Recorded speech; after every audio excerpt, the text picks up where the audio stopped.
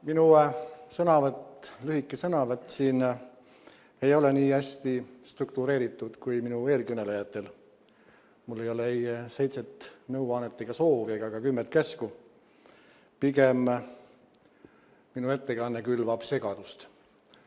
Ta lisaldab väga palju detaile, väga palju üksikuid näiteid, aga see on eesmärgipärane. Selleks, et ma usun, et päeva lõpus, kui poliitikud siia tulevad debateerima, nad siis need asjad kõik kokku korjavad ja ilusti ka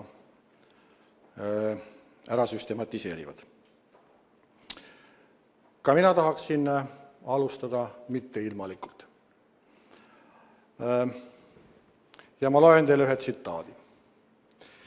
Teie sõgedad teejuhid, te kurnate välja küll sääsed, aga kaamerid neelate alla.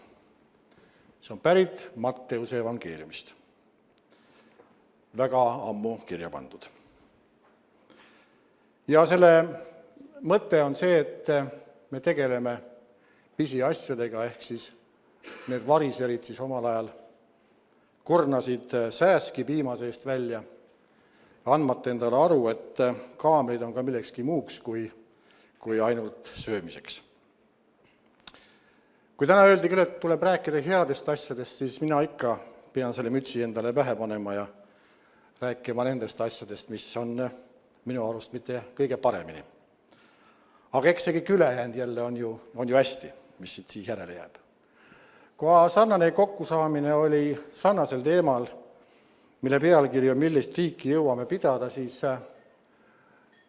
oli puldis murelikult Riigikogu esimees Eiki Nestor ja ütles, et tema kardab seda pealkirja. Et mis siis saab, kui arutelu tulemusena tuleb välja, et me ei jõuagi riiki pidada. Mina seda ei karda. Ma arvan, et kõik need punktid, mis siin on varem öeldud, need jõuavad nii kaugele, et meie riik saab kindlasti parem, kui ta siiani on olnud. Ka minu jutus ja näidetes ei ole midagi uut. Ainult uus asi minu ettekandes on see Nemvaltsi karikatuur. Ma ütlen teile ette ära, teine tuleb veel. Ja see tähendus oligi see, mida ma teile püüdsin rääkida. Aga alustame näidetega. Kui siin haldusreformist oli juba juttu, mida ma püüdsin tänases ettekandes vältida, aga ei saa. Sest see on toimunud juba 20 aastat ja juba ainuüksi viimastel aastatel on kulutatud Siseministeeriumi poolt sinna 126 000 eurot, tõmbekeskuste arutelul 172 000 eurot, Rahaministeerium ja Siseministeerium on saanud kokku toetust, et asi ära klattida 320 000 eurot. Ja mis meil siis näppude vahele on jäänud 20 aastaga, on see, et seesama tõdemus, mida ütles ka Jüri Raidla, et 70% inimesi on sellega päri, et võiks nagu reformida. Aga asja, mida on 20 aastat tehtud, see on aja jooksul niimoodi muundunud, et milleks tuleks valida ilmselt ka mingi uus taktika. Seda enam, et täna on Eestis üks vald, kus on 3 inimest tööl. Nad peavad ära tegema 30 inimese töö. Ja mõelgi see, kui hästi nad seda siis suudavad teha.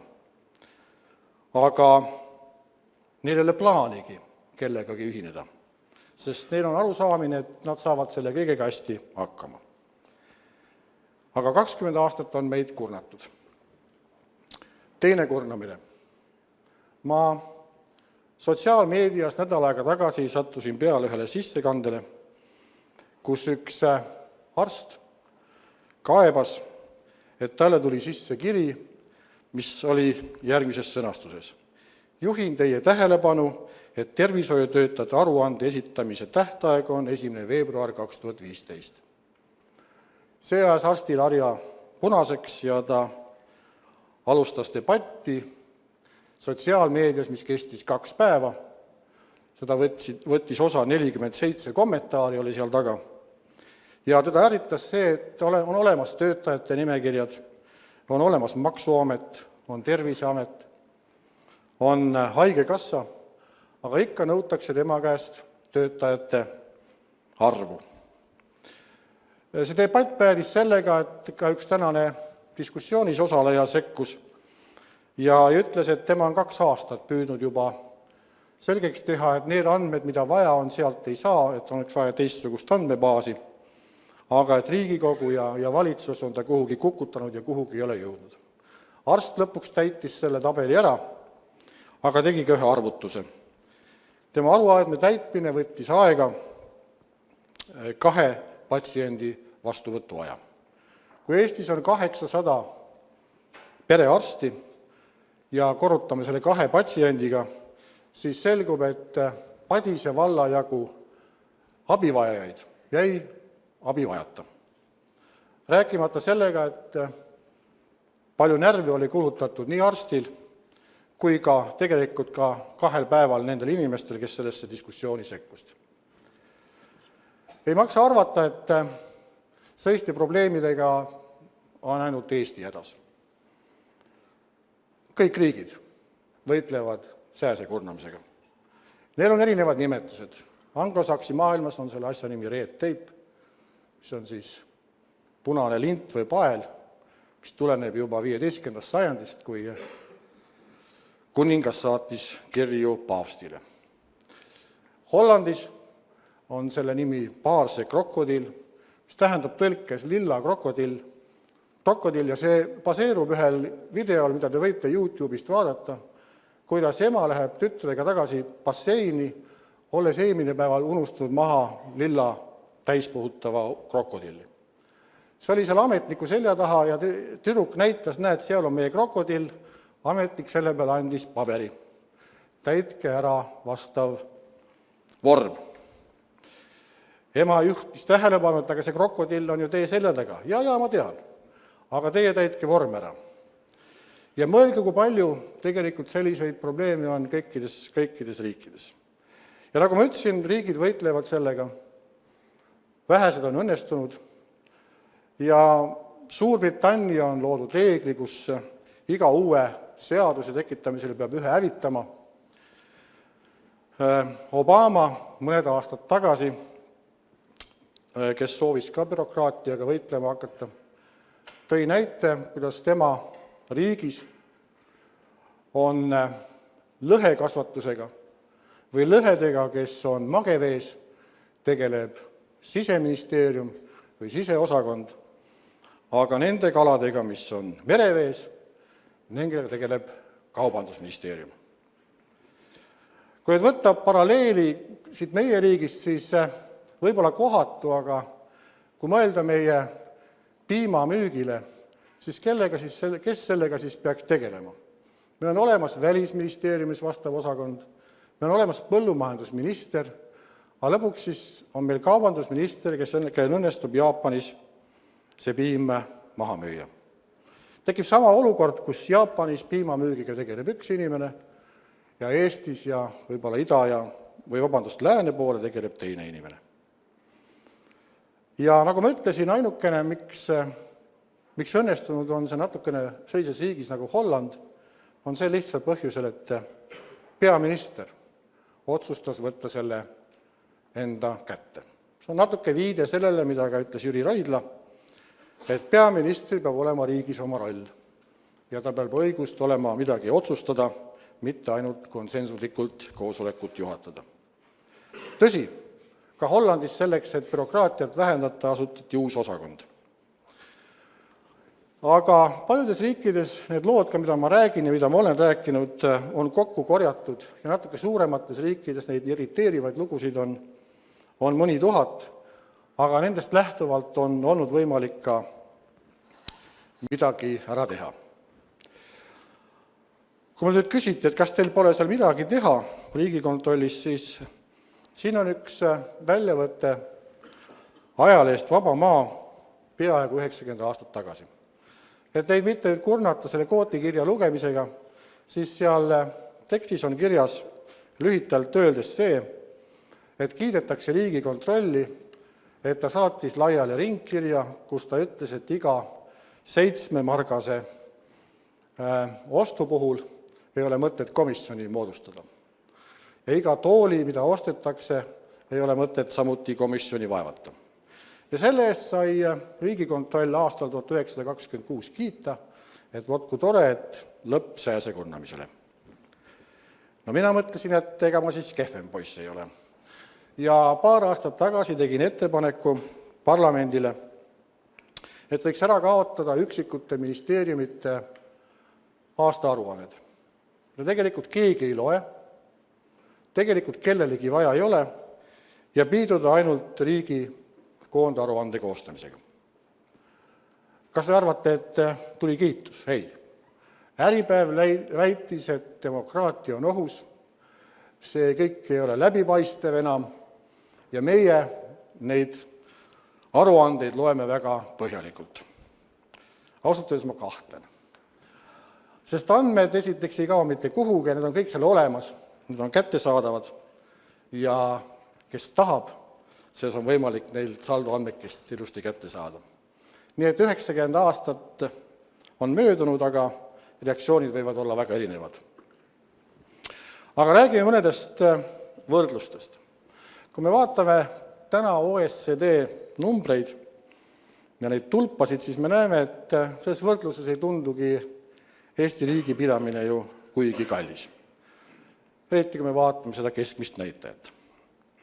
Ja on sellised riigid tunduvalt eesotsas nagu Taani ja Soome, kus kulutused on hulga suuremad. Aga samas ei ole ka olemas sellist ühtegi valemit, mis ütleks, et ühel või teises riigis peaks see suhtarv just olema selline ja et just täpselt sellise suhtarvuga on kõige paremat riiki võimalik pidada. Ka meie riigis ei ole välja arvutud, palju siis seesama sääse kurnamine või bürokraatia, palju see tegelikult raha võtab. Ei ole seda avalikus sektoris ega ei ole seda tehtud ka erasektoris. Austraalias Deloitte võttis selle ette ja selgus, et ka erasektoris on 155 miljonit dollarit kulutatud seaduste tekitamisele ja täitmisele see, mida eraettevõtlus ise on loonud. Ja 21 sellest on väljatöötamisele ja 134 siis, et järgida. Kokku on selleks kulutatud 8,9 tundi nädalas. Ja sinna hulka kuuluvad ka sellised näited, et äriettevõtetes peab olema 2 allkirja selle jaoks, et näiteks osta $20 eest vahukomme seminari jaoks. Või siis on markantsed näited, kus peab arvet pidama, kui palju kohvi kulub päevas ettevõttes, aga on ära unustatud, et alkoholi kohta arupärimist ei ole. Ja nii edasi, ja nii edasi. Minu käsutuses oli andmeid ja ma arvan, et ei ole ka Eesti riigis neid andmeid olemas, palju siis erasektor sellise sääsekurnamise peale oma aega ja raha kulutab ja samuti ka erasektor. Aga töötajaid on meil riigis suhteliselt palju. Aga ka siin ei ole ju küsimus selles töötajate arvus, küsimus on pigem selles, kas töötajad annavad selle, mida me tahaksime saada. Et siin me näeme, et Norra, Taani, ka Soome on veel suurema suhtarvuga töötajatega. Aga ilmselt rahulolu on nendes riikides natukene parem, aga meie lihtsalt ei saa selle töötajate arvu käest seda, mida tahab ettevõtja, seda, mida tahab riik tervikuna. Ja siis me leiamegi, et tulemuseks on ka see, et viimases innovatsiooni globaalses indeksis me Eesti riiki ei leiagi. Aga need teised naabrid, kes on meist siis kas ees või taga, on seal olemas. Ja kindlasti võib olla üks põhjus selles, et me oleme ära kurnanud üksteist, et lihtsalt innovatsiooni jaoks aega enam ei ole. Aga riigi pidamine kui selline muutub aja jooksul kallimaks. Ja ta ongi muutunud juba viimastel aastatel, viimase 10 aasta jooksul on kõik läinud 2 korda kallimaks. Ja tulude vähendamine automaatselt neid kulusi ei ole vähendanud. Ameerika riigis on see aastast 60 võetud juba ja see on 5-kordne. Kui te panete ta samasse skaalasse, ega me väga palju erine. Ühesõnaga see kõik läheb järjest kallimaks, rahvast on meil järjest vähem, aga tulemust tahame saada paremat. Ja nüüd see küsimus, et kas see riigi vöö ümbermõõt on ikkagi kontrolli all. Kui me täna räägime seda, et oleks vaja vähendada ametnikke ja avalikus sektoris töötajaid, siis seda on ju tehtud. Kui me vaatame seda joonist, siis me näeme, et mida lähemal ollakse valitsusele, seda rohkem on kokku hoitud. Ehk seal, kus tegelikult poliitikat tehakse. Aga seal, kus nagu poliitikat ellu viiakse, seal on need numbrid kasvanud. Ja eriti on nad kasvanud sellistes kohtades nagu sihtasutused ja avalikud õiguslikud institutsioonid. Ja kui me täna näeme, et meie riik ühe käega moodustab sihtasutusi, andmata tegelikult endale aru, milleks tal neid vaja on, siis ta teise käega nagu tahaks ka samal ajal avalikus sektoris töötajate arvu vähendada. Tulemus on vastupidine. Riigi käed tegelikult sinna ei ulata, sest sihtasutusel on õigus ise otsustada, palju tal on töötajaid, ja kui me vaatame siin veel avalik-õiguslikke institutsioone, eelkõige ülikoole, ja kui me mõtleme selle peale, et ülikooli õppejõud ei ole rahul, et nende palgad on liiga väiksed, siis me näeme, et palgad on väikesed, aga töötajate arv järjest suureneb. Aga mida siis teha? Üks, mida soovitab ka Jüri Raidla, on aparaadi vähendamine. Et tõmbame aparaati 15% väiksemaks, mis tähendab kerge arvutusega, et kokkuhoida aastas on umbes 300 miljonit eurot ja 20 000 töötajat. Aga nüüd, kui ta paneks natuke nüüd sellise konteksti, et mis see iseenesest tähendab?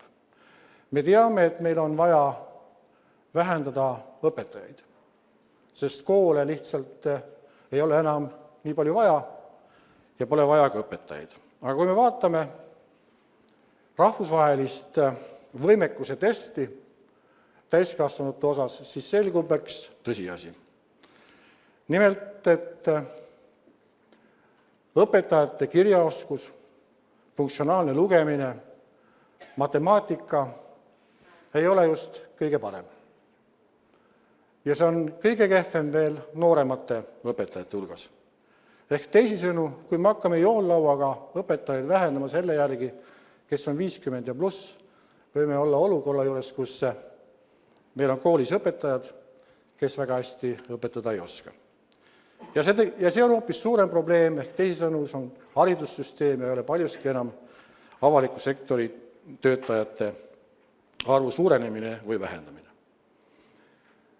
Või teine näide, meil on kohti ka riigiaparaadis täna, kus ühte funktsiooni täidab üks inimene. Täna on Eesti riik ühe probleemi ees Euroopa Liiduga, et ei ole vastu võtnud teatavat direktiivi. Ja ta ei ole seda vastu võtnud ühel põhjusel. Sellest ainuke inimene, kes oskas ja teadis, mis direktiiviga tegemist, läks lapsepuhkusele. Ja see kõik seisis. Ehk teisisõnu, me peame vaatama, kus peaks olema see asi õhem ja kus peaks asi olema natukene paksem. Ja kui me hakkame vaatama seda, et efektiivsuse dividende välja võtta, siis sellise jõulauaga võttes me need ilmselt välja võtame. Me saamegi mõnedest töötajatest lahti, saame raha, et võib-olla tõsta kellelgi palka, aga mida me ilmselt ei saa, on see, et see aparaat oleks efektiivsem. Ehk teisisõnu, vajalik oleks tõenäoliselt ka selle aparaadi enda häälestamine. Või kui päris täpne olla, siis korraga oleks vaja teha nii mõlemat. Nii A-d kui B-d. Ja mis ilmselt meid kuhugi ei vii, on see, kui me mitte midagi ei tee. Aga milline on siis ühe rumaluse hind? Neid näiteid, mis ma tõin, ma võin neid veel juurde tuua. Kuidas riik kogub mõttetult andmeid, näiteks teede registris nõutakse 57 andme välja, kasutuses on neist ainult 16 ja tegelikult on vaja neist ainult 4. Kui suur on see tee pikk, mis tüüpid on, mis liikid on ja selle kohaliku omavalitsuse kood. Aga ametnikud peavad neid 57 välja täitma. Teine asi on Mida siis ametnik meile kirjutab? Ma loen teile ette ühe lause ühest dokumendist. See tuleb varsti avalikkuse ette, aga siin ta on. Probleem, mida soovime lahendada projekti kaudu, tuleneb mitmetest faktoritest, milles on struktuursed, inimressursside ning süsteemifaktorid. Kuivõrd kõik 3 nimetatud faktorit on ühtlasi ka komponentideks, mis määratlevad organisatsiooni haldussuutlikkust, on viimaste seisukohast oluline probleemide lahendamist leida. Aidake meid, palun. Mina ei saa aru.